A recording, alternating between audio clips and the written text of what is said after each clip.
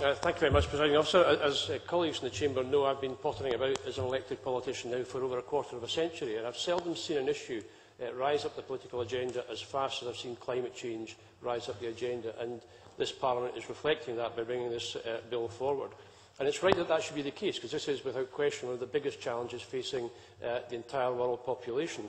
And we all know from our personal experience that if you're out and about in the environment, you see changes taking place, much more intense rainfall, much milder winters, more flooding in those winters because of that rainfall, less snow than we used to get, less frost than we used to get, much more of a squally type of wind, and much stronger winds for certain periods of the time. And also seasons beginning to change, so birds nesting earlier, for example, amongst many other changes that we're seeing. And if you talk to farmers or people involved in forestry or fishing or indeed ornithology or climbing, they will reflect their personal experience of seeing the climate change around them.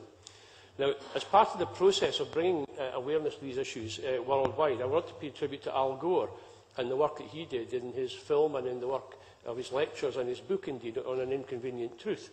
I went to hear him in Glasgow when he spoke there a couple of years ago. It is an impressive exposition of the challenges that we do indeed face.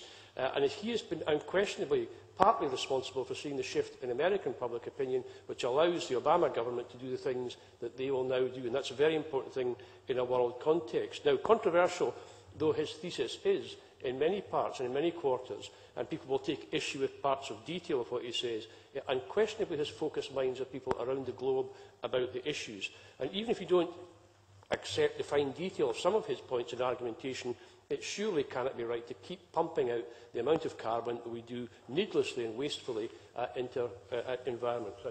Joseph. Thank you very much. I very much agree, Presiding Officer, with that. And of course, when Barack Obama said we shall harness the sun, the land and the wind, he left the tides to Scotland. And is that not a key opportunity?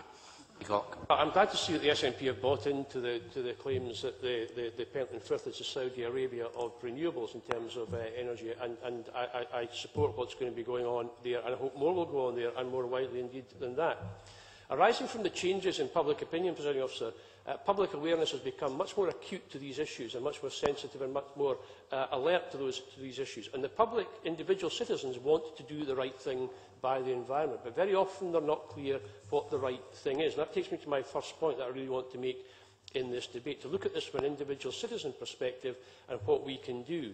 And knowing what we can do individually, the personal contributions we can make that count to the aggregate total of change that we want to see taking place. Now, central to all of that is empowering citizens, and information, in turn, is central to empowering those individuals to make their changes in their life. And that could be about how they insulate their home.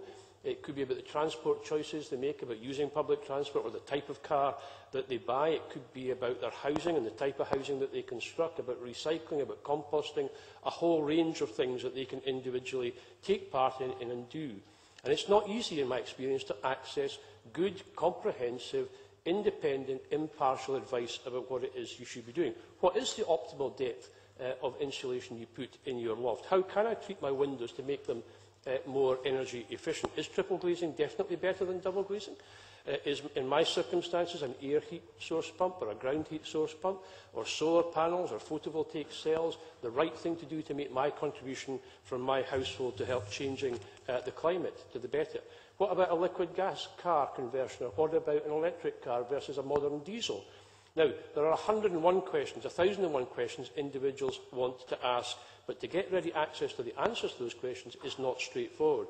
So for me, something centrally important to how we move all this debate forward is that we should be making more information available. And I just pose the question whether we might want to put a duty on local authorities to help make sure we've got that supply of information across our country. Now, I want to move that on to my own experience of building a house and develop the argument slightly towards not just information, but advice and consultancy.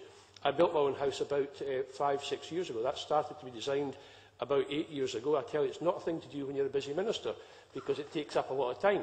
Now, as a consequence of that, if a house was built to the proper building standards, but it contains no renewable devices whatsoever, that's a matter of very great regret. I could see I take a large part of my own personal fault for that.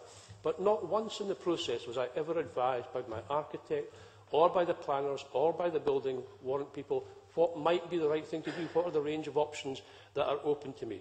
Now, retrofitting my house today is much more expensive I can find all sorts of commercial products in the marketplace, all sorts of things advancing why I should buy this product over another. But virtually, is it impossible to find a single point of contact who can actually advise me what to do in my circumstances to make a difference in my home? And that, again, takes you into the role of advice and consultancy. And again, I just pose the question, I wonder whether in the course of debating this bill we might consider whether there is a way of placing a duty on architects and planners and those involved in building control to actually give that kind of advice as part of their duty to help make individual contributions that we can make to change. Very briefly, Robin. There are plenty of... In a Carrickle school, you have an example of a school that is built which was hardly going to need any extra heat put into the school at all. And it is surely, would the, I was going to say the Minister, would the member agree that, in fact, it is best to build houses so that they don't need any energy in the first place? Sir Peacock. I completely agree, and you helped me come to my next point very neatly, because the next point was about regulation. It is your last point. It is my last point, so I will make it very quickly. If the individual citizen can't act, we must act collectively, and that brings us into regulation, and improving building standards of the sort that Robin's alluded to is another central thing that we must do. I could go on forever, Presiding Officer. I see you're scowling at me. I will sit down.